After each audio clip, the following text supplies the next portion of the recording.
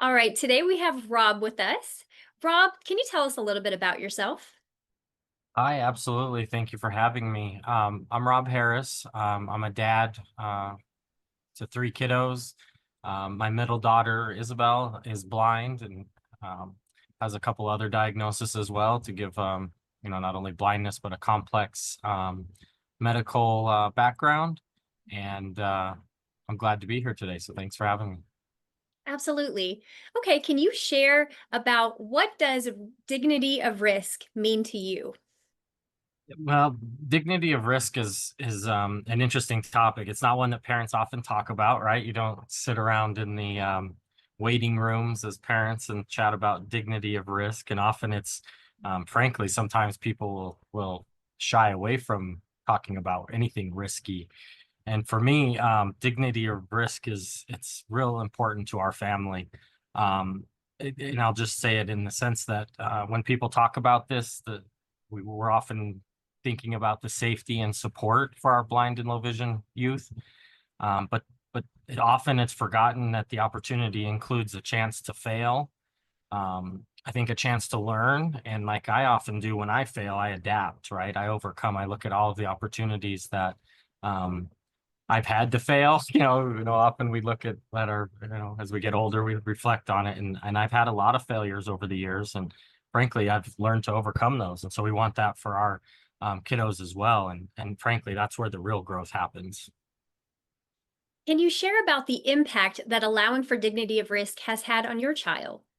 Yeah, absolutely. The dignity of risk for our young lady, she's an adult now, and so we're changing over from risk of, the kiddo stuff where the parents are often overseeing everything. So the parenting role now for me is looks a little different. But I'll go back to a story that I'll never forget. And it starts in middle school, right? Our kids are in sixth, seventh, and eighth grade. Lots of independence in those years. And the middle school class, the whole I think grade level, if I remember correctly, they were going to walk from the middle school to a place called the Eureka Science Center. And so we're getting ready for this field trip, and we sign all of our permission slips. And I've got an extra slip that I didn't recognize, and it's a bus form for to give permission for our girl to be transported by bus. And I wondered because I heard it was a walking field trip, right? We're walking from the middle school, probably 10 blocks or so, not a terrible long way, but a little distance. And our girl had to ride the bus.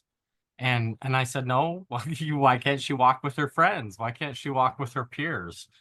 And it turned into a whole incident with the whole school team, including the administration, really highlighting how safety was a highlight in this conversation, and how, what if she fell, and what if she tripped, and what if she's using her long right cane and one of the other kids trips and falls. And I kept asking them and saying, so what? So what? What if that happens? What if she didn't make it? What if she has to take a break? What if all these things happened? And what it turned into was conversation for the whole team. Really, we brought this classroom teacher into the conversation. We were able to bring the special education team into the conversation, building administration, all the way up and even into administration. But it turned in our young lady, just to circle back on the story. She ended up leading the class. She was at the front of the class walking to this field trip, and so yay for a little bit of a win. But really, it was an opportunity for us to kind of talk about, what does a success look like? Does it not have any failure in it? Is there never do you ever get a low grade in order to get those better grades, or do we take that opportunity away? Um, but for us, really, the takeaway ended up being that the exclusion in the name of protection isn't safety. It's limiting. It's very limiting. And that day she was not limited. She wasn't held back. And it was cool because the whole team got to see, sure, the cane and walking down streets, there was a lot of struggle in that. That was a new skill for her at that time frame. But frankly, she did it and led the way, and still is leading the way, frankly. That's wonderful. And what advice might you offer to other parents or family members about dignity of risk? Yeah, so the for this, it's the day to day. It's almost a mantra in the morning we start off with, whether it's pouring. We eat a lot of hot cereal in our house, and hot cereal and not being able to see how much you're pouring in the measuring cup. So often our mornings are cleaning up dry cereal that's all over the counter because that's a challenge right now. We're making our own cereal in the morning, our own breakfast. But that's okay, you know. So some of these little opportunities to fail, to make a mess, to clean it up. You know, I can't tell you how many times we've knocked something over, our young lady's knocked something over, and she had to get down and wipe and clean it up. And, you know, it took a whole roll of paper towels before we got the mess cleaned up. But that's okay because she's going to be equipped for the future. You know, it's the future is not mess free, it's not failure free, and we're setting her up to live real life. And so that for her is the chance to get up and try. And that's really what it comes down to for us.